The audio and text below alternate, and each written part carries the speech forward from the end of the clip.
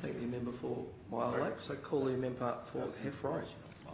Mr Acting Speaker, recently I was visited at my mobile office by a 6-year-old boy, his twin sister and mother, who had proudly told me that he had played soccer this morning and that he had won every game this year. He was very proud of himself. He was dressed in his soccer gear, a Heifer and Hawk strip, which plays as part of the Eastern Suburbs Football Association.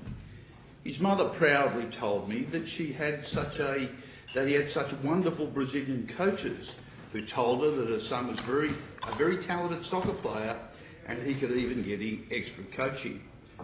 I asked the boy's mother how much he had to pay for this Brazilian coaching for a 6-year-old son.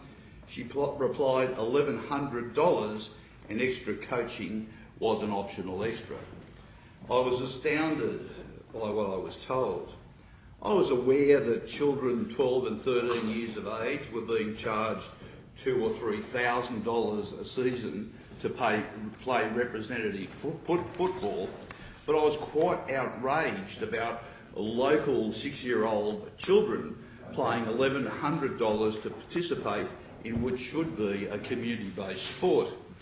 So I made some inquiries and I have ascertained that in the Eastern Suburbs Football Association, a number of the community-based clubs have outsourced to profit-making bodies effective control of their organisations, charging children as young as 5 and 6 huge amounts of money to play what is commonly described as the beautiful game.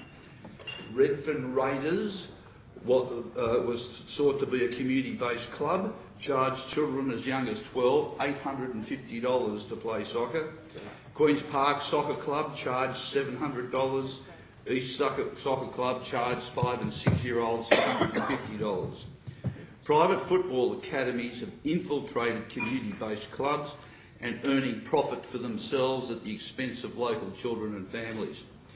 Councils across this state, and also, for example, the Centennial Parklands, are allocating public grounds thinking they're being utilised by community-based clubs run by volunteers, like most other junior-based clubs, to private academies who generate huge profits for private individuals.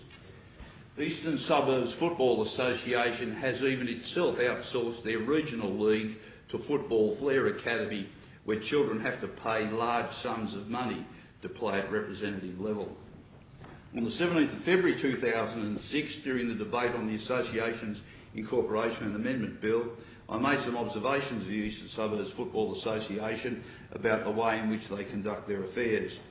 My opinion of the association was expressed back in February as acting with belligerence and stupidity, and my description of their General Manager Aaron Dibden as being belligerent and incompetent I again maintain today. This is an association that has been motivated by malice as well as lacking incompetence, but now closing a blind eye as parents are being extorted to pay huge sums of money is an outrage. Responding that parents do not have to pay this amount of money to participate ignores the fact that those profit-making soccer academies have infiltrated community-based clubs and are preying upon parents in the belief that their 6-year-old will one day play for Manchester United. And Housing Commission tenants I know of are taking food off their children's table in the hope one day their child could live this dream.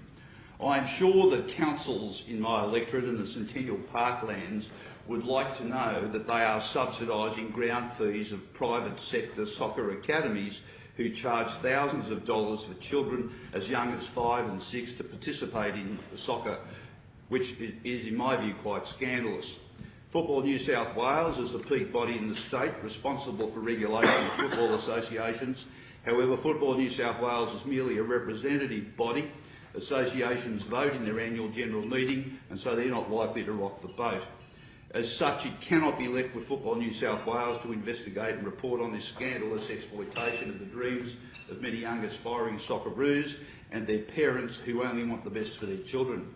I have conducted a commission of inquiry to Football New South Wales where I recommended the removal of the president and directors in the past, and I have some knowledge of that sport. In my view, the Legislative Assembly needs to be involved, and it contains a number of electorates, and it would no doubt have an interest. So I call on the government to set up a joint select committee of the Parliament to investigate children's soccer in New South Wales.